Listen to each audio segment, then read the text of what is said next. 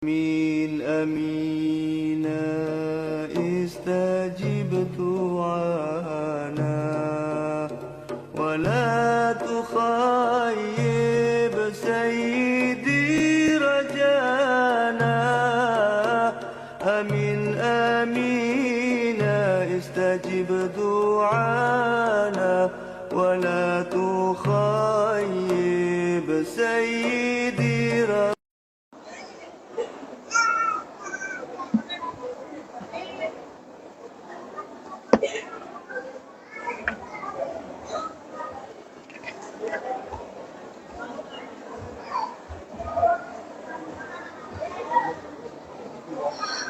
Assalamualaikum warahmatullahi wabarakatuh. Bismillahirrahmanirrahim. Alhamdulillahilladzi khalaqa wa sawwa walladzi qaddara wa hada walladzi amata wa ahya والذي أضل بحكمته فهدى أشهد أن لا إله إلا الله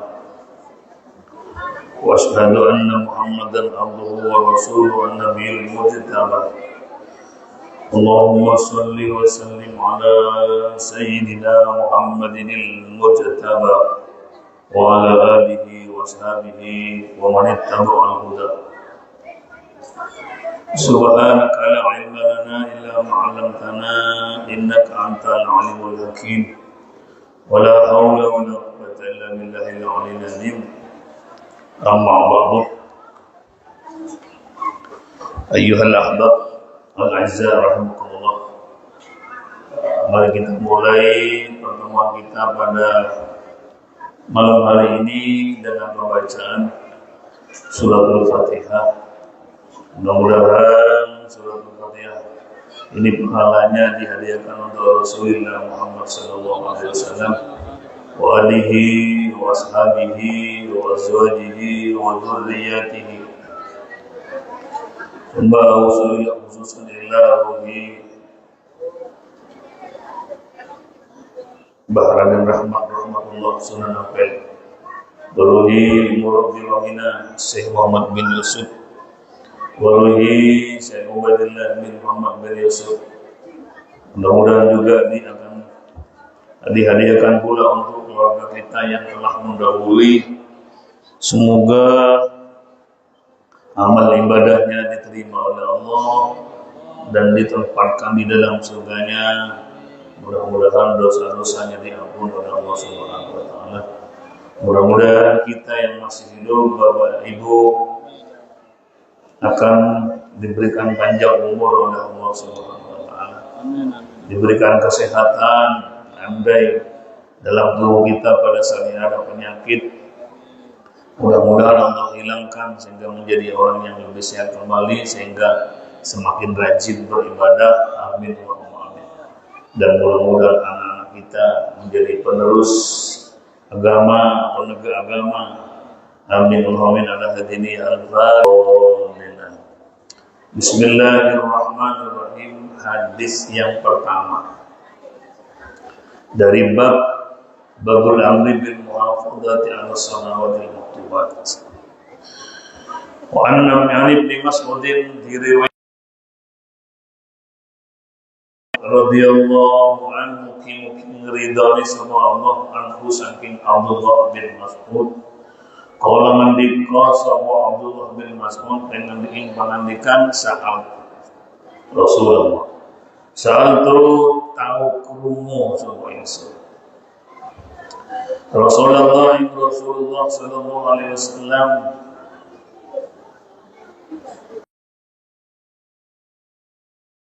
tahu takon. Saat tu tahu takon sapa ingsun.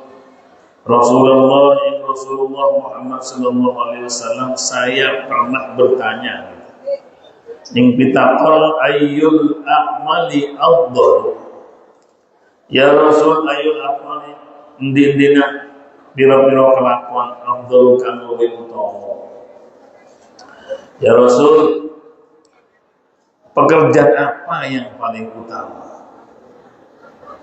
Maka jawab orang di Quran, jawab sama Nabi, as-salatu ala waqtiha. Utawi amal yang paling utama itu as-salatu salat. As-salatu salat ala waqtiha, tapi ngatasi waktu salat. Ada yang mengatakan di awal salat. Itu azuma ayu yang utama itu. Orang menikah sama Nabi birrul walidaini bakti imu walu. Kuntu mengatakan maning sapa ingsun suma iku ya Rasul. Moko kali-kali indine ya Rasul, qala jawab sama Nabi, al jihadu fi sabilillah, iku berjihad fi sabilillah, menegakkan agama dalam jalan Allah. Hadis muttafaqun alaih. Dari berbagai sumber dari awal tentang sholat harus didahulukan dan harus diutamakan dari ibadah yang lain. Termasuk di sini ketika sahabat Abdullah bin Mas'ud bertanya kepada Nabi, amal atau pekerjaan yang paling utama itu apa ya Rasul? Maka jawab Nabi, sholat tepat waktu. Bukan sholatnya sarif, asar campur maghrib. Atau sholat subuh tapi sepadang, nanti kalau mirip-mirip kayak duha subha. Nabi Muhammad SAW bersilangan jauh dengan kita. Kalau Nabi sholat subuh si petang karena awal waktu, sholat asar si padang karena awal waktu. Beda dengan kita, sholat subuh bis padang karena akhir, sholat maghrib bis petang, sholat asar waktu petang karena sudah akhir. Artinya waktu, sehingga dikatakan pekerjaan apa Rasul yang paling utama adalah sholat tepat waktu. Beberapa dalil yang telah disampaikan di muka sudah banyak sekali tentang sholat. Maka mungkin sholat ini tidak usah dibahas terlebih khusus, karena di muka sudah beberapa hadis itu tentang sholat. Maka yang perlu ditekankan yang kedua adalah birrul walidain. Pekerjaan atau amal yang paling utama setelah sholat tentunya adalah birrul walidain. Kenapa?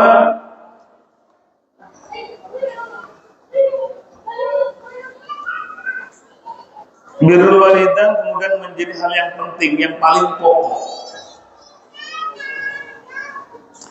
Karena memang hadirin rahimakumullah,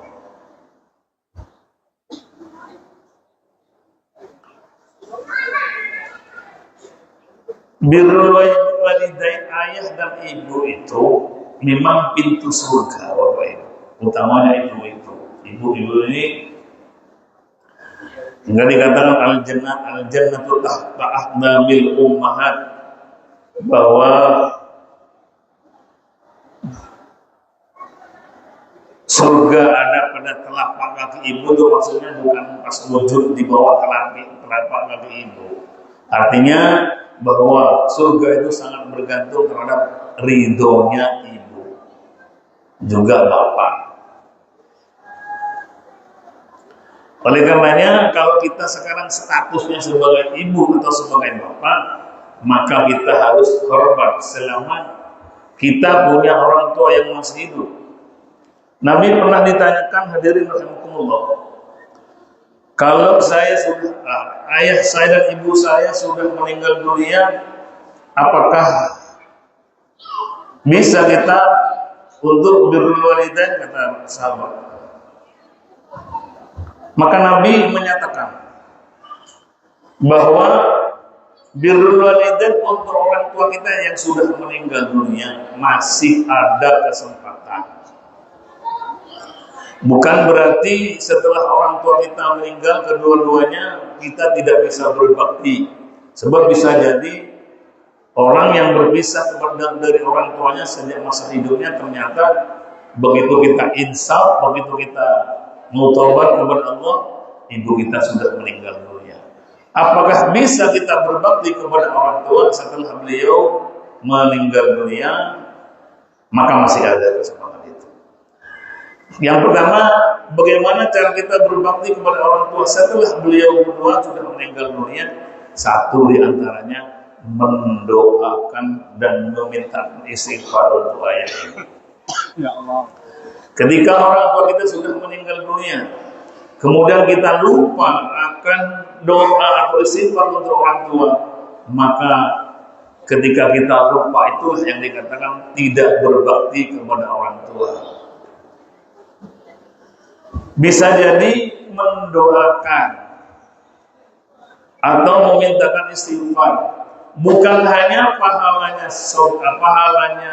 bacaan yang diterima oleh Allah sebagai tambahan pahala untuk orang tua kita, sebagai bukti bahwa kita berbakti kepadanya, maka juga pahala sedekah pun dihadiahkan untuk orang tua kita yang telah meninggal dunia, itu masih nyampe. Makanya orang Madura, Bapak Ibu, Kemis malam Jumat, Bapak Ibu, namanya Arbe. Orang Madura kan orang tua sudah Arbe, jangan yang Madura. Kemis yang disilakan dengan reba. Reba itu sedekah. Kita sedekahkan pada orang lain untuk dihadiahkan pahalanya kepada orang tua, maka tidak harus sama dengan kesukaan seseorang yang telah meninggal dunia. Kok contoh bapak ibu biyen sing urip kuwi senengane iwak panggang. Sampai tidak harus sedekah iwak panggang itu, Bapak Ibu.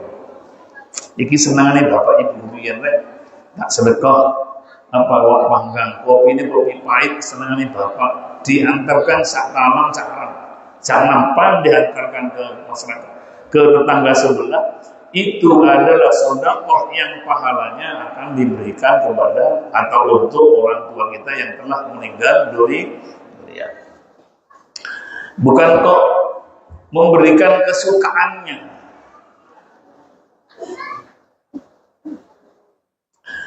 Walaupun bukan kesukaannya, maka sedekah maka diberikan pada tetangga, pahalanya diniati untuk ini. Semua dikhususkan keluarga-keluarga yang meninggal dunia, termasuk guru-guru kita yang telah almarhum. Kita hadiahi pahala sedekah yang akan diberikan pada tetangga. Jadi kalau bukan istilahnya rebe itu bahasa Madura, karena mungkin dulu doanya setelah dibaca lagi Rabbana atina fid dunya Rabbana ighfir lana, maka orang Madura memberikan nama Rabba. Rabbana atina fid dunya hasanah Rabbana ighfir lana. Oke, Rabba. Orang awam mendengar itu, kalau krungu kok Rabba itu, maka diberi nama Rabba, katanya orang Madura seperti itu. Apa Rabba itu? Rabba itu adalah sedekah yang pahalanya akan dihadiahkan kepada orang tua kita yang telah meninggal dunia sebagai bukti bakti kita kepada orang tua kita. Apa yang birrul walidain yang sebenarnya adalah al-ihsanu ilaihima qaulan wa fi'lan. Kalau umpama orang tua kita masih hidup, yang dikatakan birrul walidain al-ihsanu, kelakuan apik, ilaihima untuk atau kepada kedua orang tua, berbakti kepada orang tua. Ya manutlah diperintah atau membuat beliaunya untuk supaya mereka berdua menjadi bangga dan bahagia, kita lakukan. Pekerjaan baik-baik itu diberikan kepada beliau. Wasmulu wa yasmulu ta'atahuma, maka mencakup al-ihsan itu adalah mentaati ayah ibu.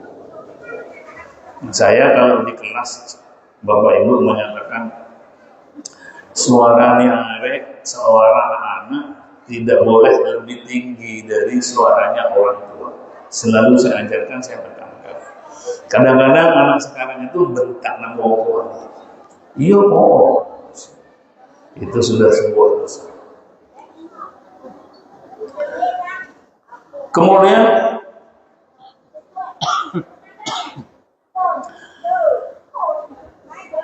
berbakti kepada orang tua diantaranya adalah menyambung famili.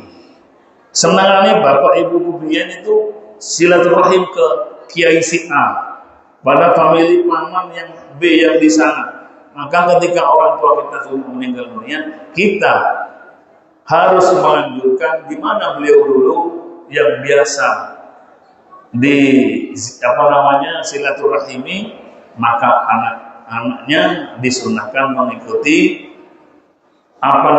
lelapan atau pekerjaan atau kelakuan dari orang tua kita dulu yang bersilaturahim kepada si. Artinya menyambung famili, di mana beliau dulu masa hidupnya nyambung famili, maka kita harus menyambung famili dengan kebiasaan.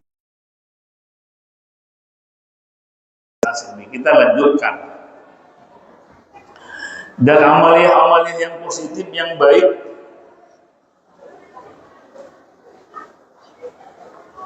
kita istilahnya kita tiru.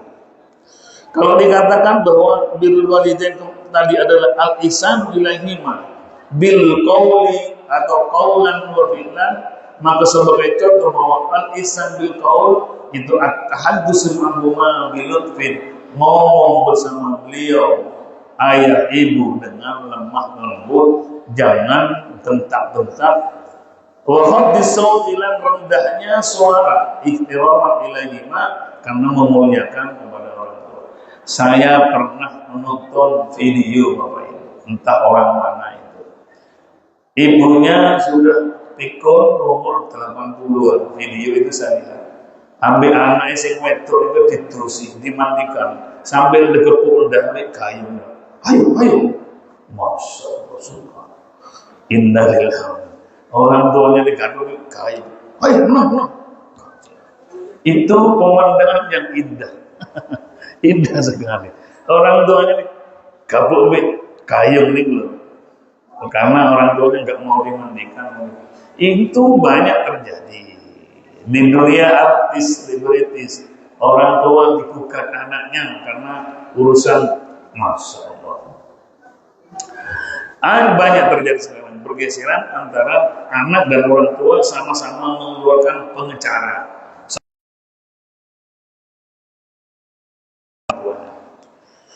Itu terjadi sekarang. Jadi kembali bahwa perbuatan baik birrul walidain dengan qaulan itu adalah at-tahaddusu ma'huma bil lutfi wa khaffis sawti ihtiraman ilaihi wa adam istikhdami al-fadil jarihah, dan tidak menggunakan kata-kata yang dapat melukai hatinya.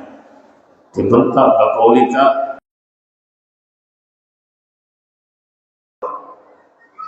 boleh bentak. Sebab istilah kasarnya, gak ada orang tua, gak ada kita. Orang tua itu bukan hanya bapak ibu secara langsung, kakek, nenek pun juga orang tua. Kalau kita wajib menghormati orang tua, bapak ibu, maka juga wajib menghormati, memperlakukan seperti ayah ibu adalah kakek dan nenek kita. Kalau mungkin ke bapak ibunya berbakti dan bahasa-bahasa yang lunak, yang halus, lemah lembut. Kadang-kadang ke kakek dan neneknya kadang juga bentak-bentak. Sama di dalam Islam kedudukan ayah dan kakek, ibu dan nenek tidak boleh dibentak. Jika ternyata anaknya meninggal dunia, ibunya belum rela, belum ikhlas, belum mengampuni dosa-dosa,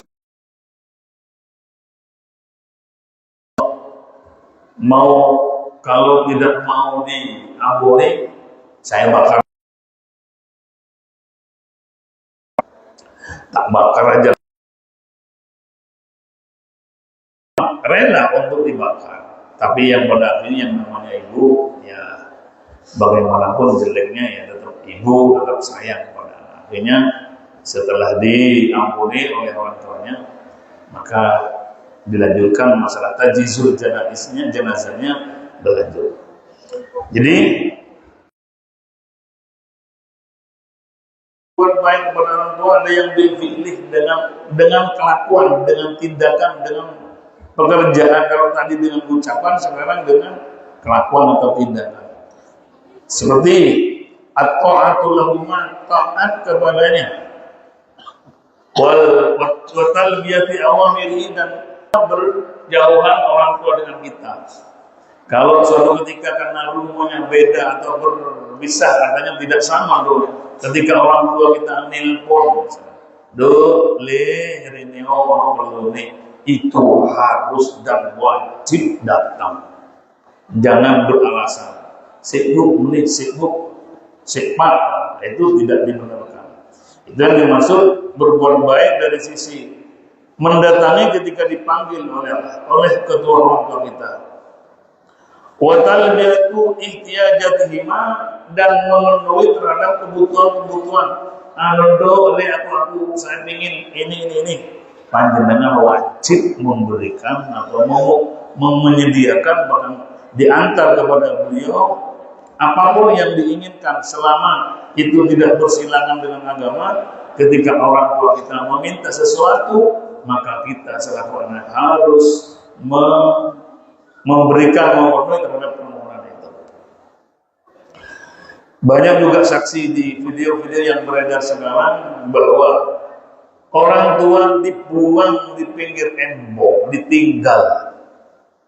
Karena orang tua mungkin, ya biasa orang tua itu biasanya nyebelin katanya anak sekarang. Ya karena sudah pikirannya sudah berkurang, tidak normal lagi seperti bukan pada masa mudanya, maka sesuatu yang hampir tidak masuk akal itu dilakukan. Ketika dilarang, kadang-kadang orang tua kita itu yang sudah berumur lanjut, kadang-kadang nggak harap PTW. Kalau orang tuanya nggak amin, ya bisa jadi orang tua kita, alhamdulillah, dibuang di jalan. Bahkan sing paling banyak di kota-kota besar, anaknya sudah mapan, rumahnya sudah mentereng. Kadang ibu-ibu kita yang sudah hampir tak berdaya itu malah dititipkan di panti jompo. Asalnya nangis Bapak. Orang tua yang dititipkan oleh anaknya di panti asuhan, panti jompo itu nangis. Dulu ketika anakku masih kecil, ketika sakit, saya bawa ke rumah sakit yang paling mahal. Biar pinter, anakku tak kepono susu yang paling mahal. Tapi ketika aku sakit, sudah tua sakit, maka dicarikan BPJS. Sudah kebalik. Dulu sampai yang sudah menjadi bapak ya, ketika anak kita sakit, dicarikan rumah sakit yang mahal biar cepat sembuh. Maka susunya adalah susu yang paling mahal, biar cerdas, biar sehat. Ketika giliran kita menjadi orang tua, sudah tidak punya kemampuan untuk menghasilkan sekian rupiah, maka oleh anak kita kadang dengan dicarikan BPJS, artinya kartu sehat, dan sekiranya ke rumah sakit tidak bayar. Bapak Ibu yang dimuliakan oleh Allah, saya tidak berbicara lebih. Biasanya kalau gratis Pak, biasa nih perawatannya beda, harga obatnya beda. Kalau di rumah sakit yang mahal 2 hari sudah pulang, tapi kalau yang gratis 6 hari belum pulang. Karena memang obatnya tak sama. Jadi ya harus melakukan yang baik lah. Jangan orang iling, ya Allah, dia aku sih punya anak, lelor tapi rumah sakit sing mahal. Kemudian susunya yang paling mahal, berharap anaknya menjadi orang sukses, ternyata sukses sungguhan, tapi giliran orang tua yang perlu pembiayaan yang ditanggung oleh anak-anaknya, maka anak-anaknya mencarikan fasilitas yang paling murah kalau perlu gratis, dan kadang-kadang bahkan dibiarkan menulis doakah kalau usah diobati. Ada semacam itu. Mana kadang ada yang ribet dengan merawat orang tuanya, kadang didoakan cepat cepat meninggal dan mati juga deh. Ya Allah. Allah. Alhamdulillah. Karena kembali bahwa Bapak Ibu yang dimuliakan oleh Allah Subhanahu wa taala, tanpa ridho orang tua Bapak Ibu, Tuhan tidak akan ridho Bapak Ibu. Okay? Kalau orang tua kita tidak rela, tidak ridho, hendu atau murka, maka murka Allah ya tergantung murkanya orang tua. Kalau orang tua kita yang gak ridho, ya Allah juga gak ridho. Jangan memancing orang tua kita berdoa yang negatif. Ya Allah, mudah-mudahan aku cek menir, mudah-mudahan jangan sampai orang tua berucap doa yang gak benar.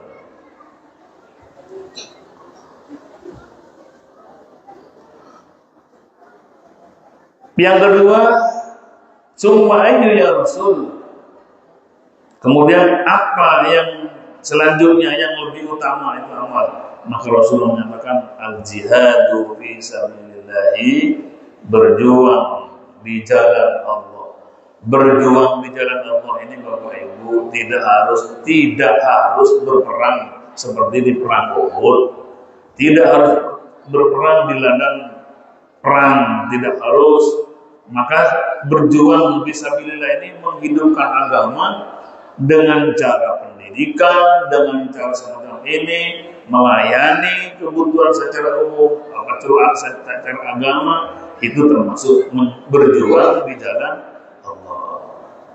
Tidak harus meninggal dunia di medan laga atau di peperangan.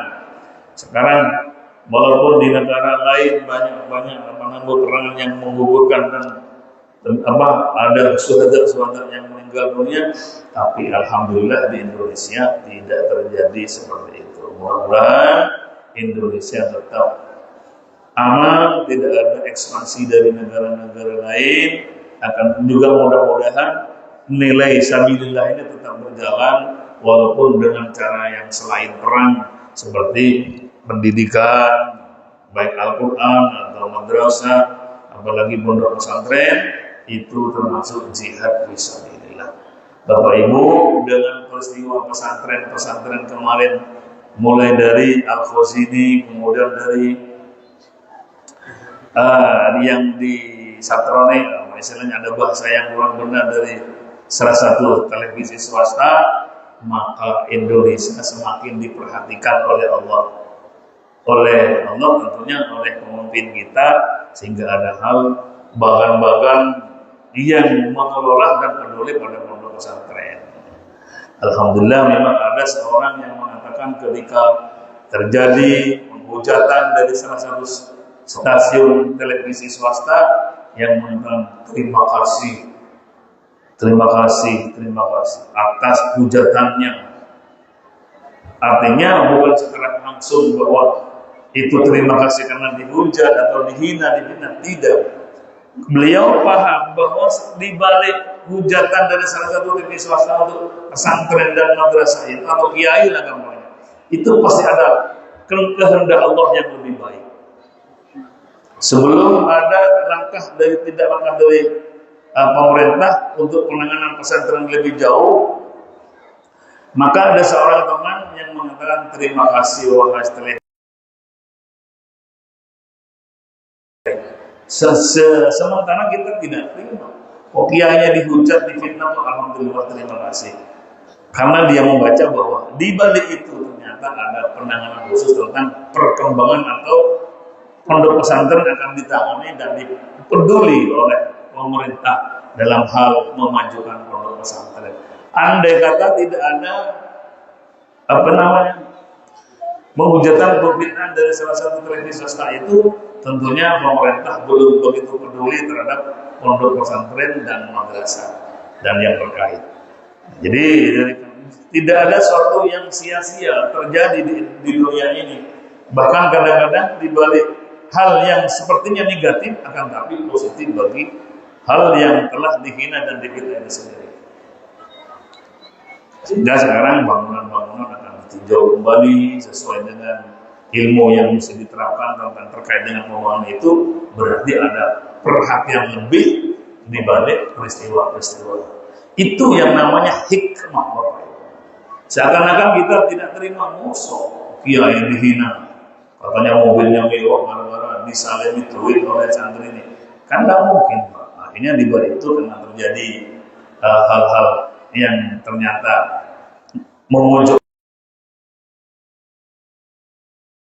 Ini ceritanya kan memang bermula daripada seorang tokoh yang punya ilmu dan ingin menularkan ilmunya, maka mendirikan pondok pesantren. Bermula dari hartanya sendiri, lahan tanahnya sendiri secara gratis, bahkan orang-orang yang jauh itu sudah mondok di sana secara gratis, dan kemudian berkembang sampai ribuan bahkan puluhan ribu. Maka kiai tidak mungkin membiayai puluhan ribu itu secara gratis, maka diaturlah dengan kebijakan-kebijakan dari pengembang daripada pesantren itu sendiri, yang kemudian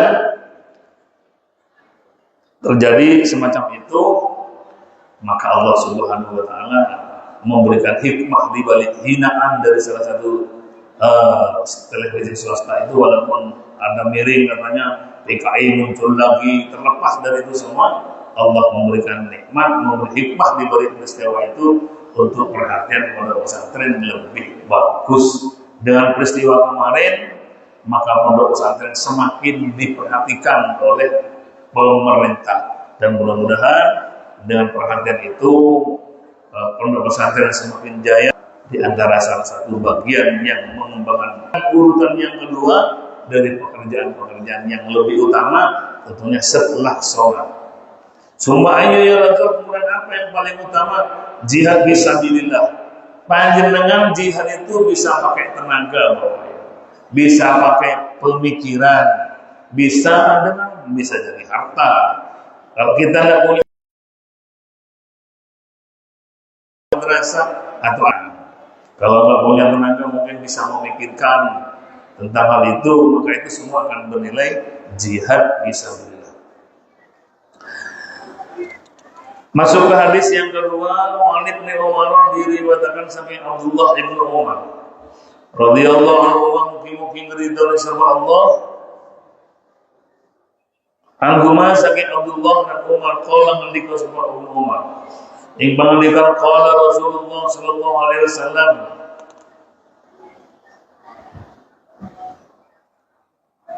ngendika sapa Rasulullah Muhammad sallallahu alaihi wasallam ing pangandikan buniyal Islam ala khamsin. Bunya tin jenengaken dibangun oleh Islam. Islam ini dibangun dengan 5 ala khamsin. Triggernya rukun Islam ada 5. Yang pertama syahadatu an la ilaha illallah, menyaksini yang sudah kelakuan la ilaha orang pengiran al-ma'bud bihaqqin illallah wa Allah wa anna Muhammadan, dan seluruh Nabi Muhammad sallallahu alaihi wasallam itu Rasulullah. Yang pertama syahadat, 2 rukun Islam. Yang kedua adalah wa iqamis shalah, dan menunaikan salat, dirikan salat, wa ita'iz zakati, dan nekani atau bayar zakat, wa hajjil baiti, dan haji ing Baitullah ini istata'a ilaihi sabila bila mampu, wa shaumi ramadhana, dan puasa ing bulan Ramadan. Itu rukun Islam. Bapak Ibu yang dimakan oleh Allah, berkembang sekarang dari kalimat syahadatu an la ilaha illallah. Banyak yang memperani mungkin kurang benar apa maksudnya. Syahadat itu nakseni, menyaksikan, kata orang yang sedikit mengatakan dirinya orang yang hakikat, bahwa syahadatu an la ilaha illallah sekarang tidak sah katanya. Wa syahadatu anna Muhammad Rasulullah tidak sah. Kenapa? Kata-kata menyaksikan katanya melihat dengan mata. Bagaimana sampai bisa melihat Allah?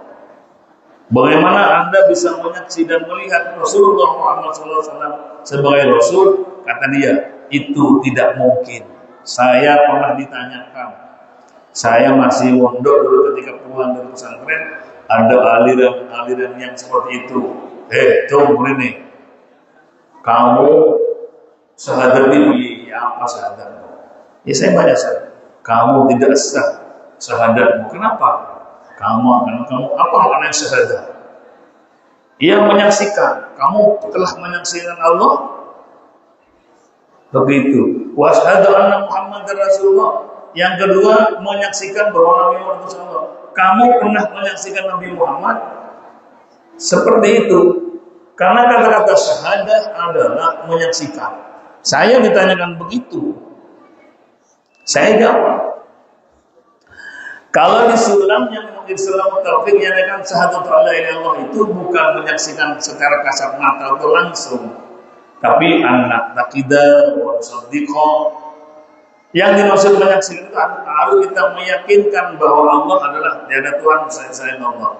Dan wa nusaddiqa wa nu'minu, dan kita iman kepada adanya Allah sebagai Tuhan dan membenarkan dalam hati secara hati. Yang dimaksud menyaksikan bahwa tidak ada Tuhan selain Allah. Bukan kok melihat seperti orang-orang agama lain yang Tuhannya kelihatan. Yang dimaksud syahadat itu itu bukan menyaksikan secara kasat mata. Saya bilang begitu. Tapi yang dimaksud menyaksikan itu adalah anak taqidah, meyakini bahwa tidak ada Tuhan selain Allah. Wanusaddiq, dan kita harus membenarkan terhadap pernyataan tiada Tuhan selain Allah. Itulah yang dikatakan secara kata, secara bahasa. Tapi yang dimaksud adalah membenarkan, mengimani, meyakini bahwa tiada Tuhan selain Allah. Kalau Nabi Muhammad sudah meninggal, sekarang bagaimana bisa nasyhadu anna Muhammadar Rasulullah? Ya juga begitu, Pak. Taqidah anna Muhammadar Rasulullah wa nu'minu, dan kita harus iman anna Muhammadar Rasulullah wa nusaddiqa, dan membenarkan bahwa Nabi Muhammad adalah utusan Allah. Jadi kembali bahwa yang dimaksud syahadat melihat itu bukan harus dengan mata. Seperti itu akidah kita. Jadi kita jangan terbawa dengan orang-orang yang memusik itu sekarang. Gak bisa, gak iman sampai sak dempurna imannya. Kenapa? Kenapa memang kamu pernah melihat Nabi? Enggak begitu, Bapak. Makanya generasi kita ini harus dicecili agama agar supaya tidak mudah tergeser dengan pertanyaan-pertanyaan, gesekan-gesekan. Kelompok-kelompok yang menyatakan Islam semakin berkembang dan berkembang itu, kita harus membekali anak kita dengan ilmu agama. Biar ketika kita nanti pulang ke rahmatullah, kita sudah pulang ke alam kubur, alam barzakh, anak kita bisa berkembang, berdakwah, bahkan bisa membentengi dirinya sendiri dari akidah-akidah yang tidak benar seperti itu. Yang kedua, wa iqamis sholati adalah mendirikan sholat seperti yang ini bab kita sedang yang dibahas adalah bab sholat. Ya, sudah beberapa dalil-dalil yang sudah dijelaskan bahwa sholat adalah barometer, ukuran daripada ibadah-ibadah yang lain, seperti yang pernah disampaikan di bawah. Artinya, apabila sholat ini disia-siakan, apabila sholat ini tinggalkan, maka ibadah-ibadah yang lain, wa kullu amalin la yujaru minallahi, orang yang ternyata tidak melakukan sholat atau menyia-nyiakan sholat, amal-amal yang dilakukan la yujaru, orang dikei ganjaran di pangeran. Gak sholat sumbangan ini 10 miliar, gak sholat tapi sumbangan pada anak yatim sekian ratus juta, tapi gak sholat, la yujaru amaluhu, amal-amalnya gak diganjar, 0%, 0 ganjarannya. Udah, itu sudah sering seperti bobnya, memang bob sholat. Jadi oleh karena sholat merupakan barometer daripada diterimanya ibadah yang lain, sehingga dikatakan insoluhat sa'iru amali. Apabila sholatnya baik, maka baik pula ibadah yang lain. Wa in ruddat sa'iru amali, dan apabila sholatnya ditolak oleh Allah dalam artian disia-siakan, maka akan ditolak dan tidak dihiraukan oleh Allah, maka lam yaqbalillahu bisai'in min hasanatihi, Allah kalau sholatnya disia-siakan. Alhamdulillah, ini sudah sering-sering juga. Karena memang bobnya beberapa minggu ini, beberapa bulan ini kawal akhir membaca bob yang berkaitan dengan sholat. Wa ita'iz zakati, Islam dibangun dengan peduli pada orang fakir miskin.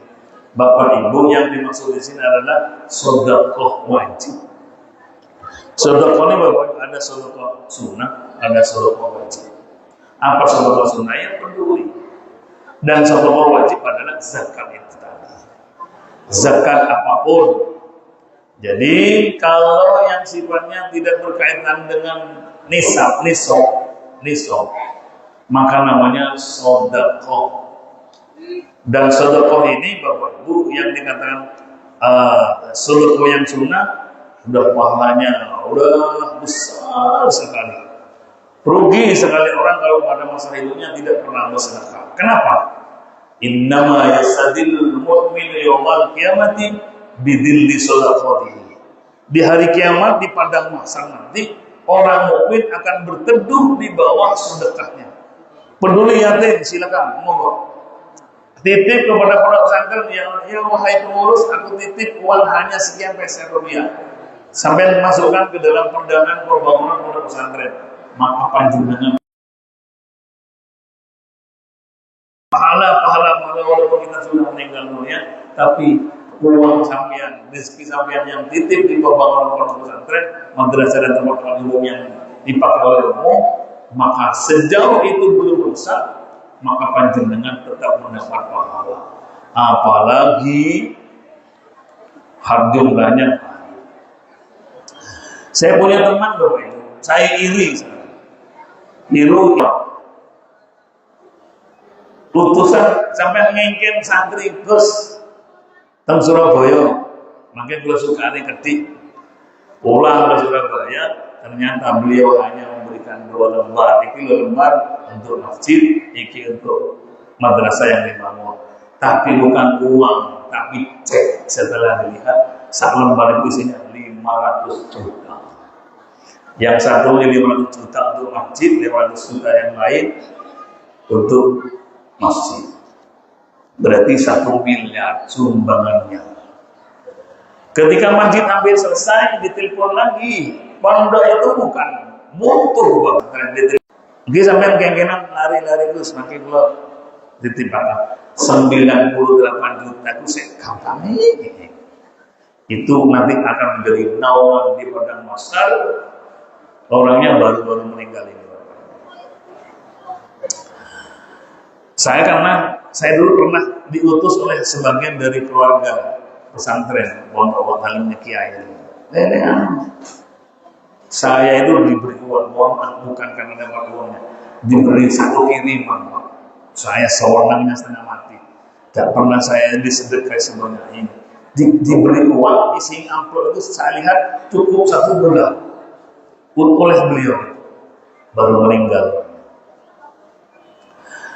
Artinya kembali bahwa yang dapat menaungi di hari padang masa nanti adalah sedekah panjenengan. Berikan pada orang yang membutuhkan. Peduli pada fakir miskin yang sekitar kita. Jangan sampai ada tetangga kita yang lapar, panjenengan masih enak-enak makanan yang mewah, kemudian sementara di tetangga kita ada orang yang miskin. Jangan sampai seperti itu. Itu ketidakpedulian itu dilarang oleh Allah Subhanahu wa taala. Artinya Bapak Ibu yang dimuliakan Allah Subhanahu wa taala, ketika kita diberi amanah berupa rezeki oleh Allah Subhanahu wa taala, kita gunakan rezeki itu untuk menyelamatkan kita, di antaranya bersedekah pada pondok pesantren, pada madrasah yang dibangun, jalan umum di rumah panjenengan sedang kita nyumbang untuk hal itu akan menjadi ibadah atau pahala yang berkepanjangan yang dinamakan sedekah jariyah. Hadirin Bapak Ibu yang dimuliakan Allah Subhanahu wa taala, ini yang dapat kami sampaikan. Mudah-mudahan apa yang saya sampaikan menjadi ilmu yang manfaat barokah. Mudah-mudahan kita dijadikan oleh Allah sebagai umat Nabi Muhammad yang sempurna, yang semakin takwanya semakin berkualitas, dan mudah-mudahan kita menghadap kepada Allah berstatus sebagai husnul khotimah mendapatkan pengampunan dari Allah, mendapatkan maghfirah, mendapatkan rahmat kasih sayang dari Allah, dan mendapatkan asy-syafa'atul uzma, pertolongan yang agung dari baginda Rasulullah Muhammad SAW, sehingga kita bersama berkumpul di dunia bersama keluarga, bersama guru-guru kita, bersama Rasulullah, sahabat Rasulullah, dan semuanya. Amin, amin. Allah hadini al-Fatihah. Bismillahirrahmanirrahim.